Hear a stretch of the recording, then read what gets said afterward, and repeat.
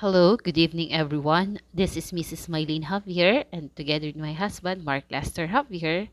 And for tonight, we will be introducing our topic which is building a community relations program. Have you ever wondered why is community relations important? Is there any significance between the relationship between the school and the community? So we will find out. Community relations refers to the initiatives of companies, and for us, we use the term schools to use to partner with and contribute to their community. It has many forms dependent on the school missions and goals as well as the needs of their respective communities. So it is suggested that there are four ways to build your community relations strategies. The first one is to align the objectives or the initiatives with your mission statement. So, for example, create a partnership with the local community. The second one is to define what community means to your institution. Then, for the third one, choose causes to unite, not to divide. Kasi as a community, we must work together. For example, education, donations, or helping one another. And the last part is to choose your implementation. Community relation isn't a one-size-fits-all practices. After we define our goals for community relations, the next step is to decide how to implement our program. Then, from that way, we can create our strategy in communicating to the community. So, from an African proverb, it is said that it takes a village to raise a child. Siguro, malimit nating naririnig itong phrase na to. Pero, gayon pa man, what does it take a village to raise a child really mean, no? So, as I search on, ito po yung lumabas na kasagutan. Sabi nila, it refers to the wrap-around inputs of people in institutions of learning, government, religion, media, and community, which a child encounters and learns from while growing up. Nangangahulugan na ang lahat ng tao sa isang komunidad ay mayroong interaksyon, mayroong pakialam, o mayroong tungkuling ginagampanan sa paghubog ng bawat bata. So, these wrap-around inputs communicate culture and instill behaviors and expectations in child. They provide feelings of safety and security. So, the main goal is to allow each child to think that they are belong and they feel safe. Because there is a world of people in a metaphorical village to embrace and help raise the child. So the first legal basis of the school community partnership is the RA 9155, or which is also known as Governance of Basic Education Act. Section E, Article 10. It explicitly states that the one of the responsibility of school heads is establishing school and community networks and encouraging the active participation of teachers, organization, non-academic personnel of public school, parent-teacher community associations. So, based from this act, makita na atin na talaga namang it is not only the sole responsibility of the school to nurture the child. Even the organizations, the community itself can help in nurturing the learners. For example, instilling values or teaching values to the child. We all know that it all starts from home, and it is a responsibility of the parents to teach values to their children. And yet, the community also plays an important role in instilling or teaching values to child. Kasi nga, what they saw is what they will perceive that is true or correct. So, what they see in the community must reflect on the values that the parents must teach to their child. The next one is the Section 3 of the same Act, which also encourage that local initiatives for the improvement of schools and learning centers and to provide the means by which improvement may be achieved and sustained. Isang halimbawa po dito ay yung beautification of the school garden, Po, the community can help in those things. Po, another example natin dito ay yung Brigada Eskwela, pero later on, meron po siyang sarili niyang legal basis. Another one po, yung mga public library sa ating mga barangays o yung mga reading centers natin sa ating mga barangays.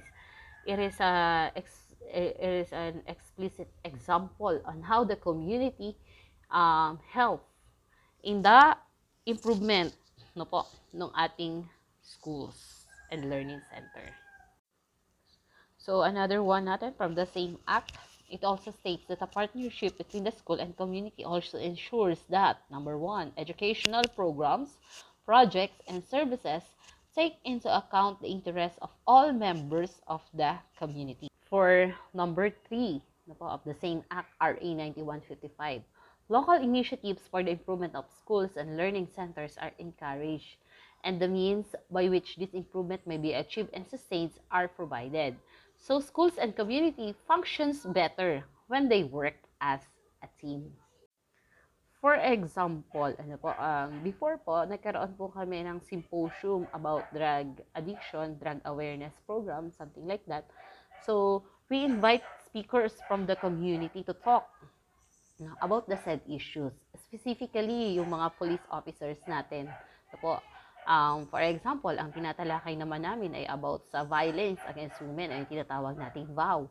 We also ask some speakers from the community to talk about the topic.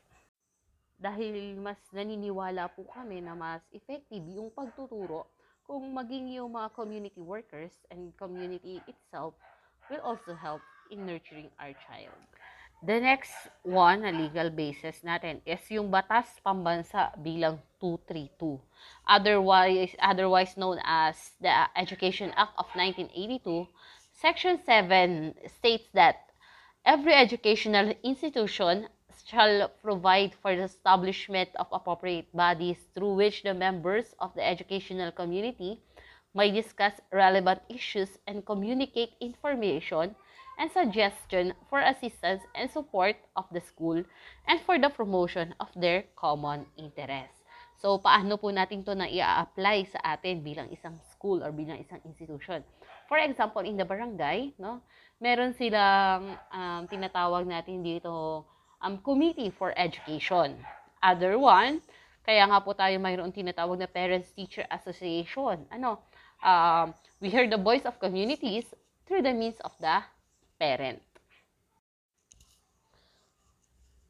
So, the representative from each subgroup of the educational community shall sit and participate in these bodies. The rules and procedure of which must be approved by them and duly published. For example, nga yung tinalakay natin kanina, o sinabi ko na kanina na education committee in a barangay or in a local unit.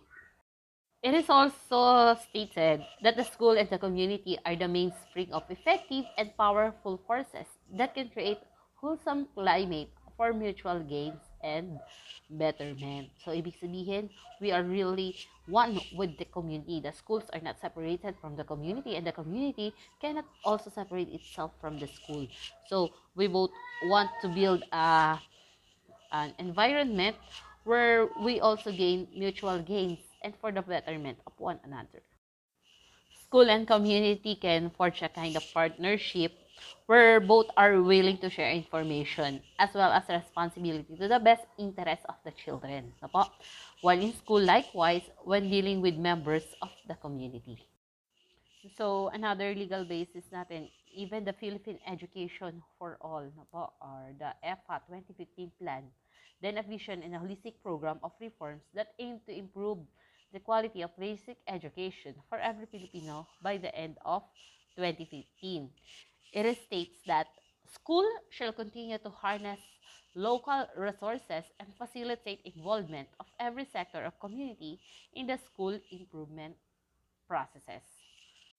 So it is clearly stated that as a part of the community, the school can use the resources available in the community in educating the child. So, the last one is Adopt a School Program Act. It also provides for school community partnership. It allowed private entities to assist a public school, whether elementary, secondary, or tertiary in but not limited to the following areas. No po, halimbawa, staff and faculty development for training and further education. Example natin dito, construction of facilities, upgraded of existing facilities, provision of books, publications, and other instructional materials, and modernization of instructional technologies, no? Isang pinakamagandang halimbawa natin ng Adapt a School program natin na yung isinasagawa nating Brigada Eskwela, where we ask help from the community to go to school, no po? And kung saan nagbibigay din sila ng mga tulong, maaring pinansyal, maaaring serbisyo, o kaya naman ay maaaring resources na magagamit natin in developing, no po, the school facilities natin, as well as yung improvement natin nung teaching and learning process. So, that's all for the legal basis po natin ng school community partnership. Maraming salamat po.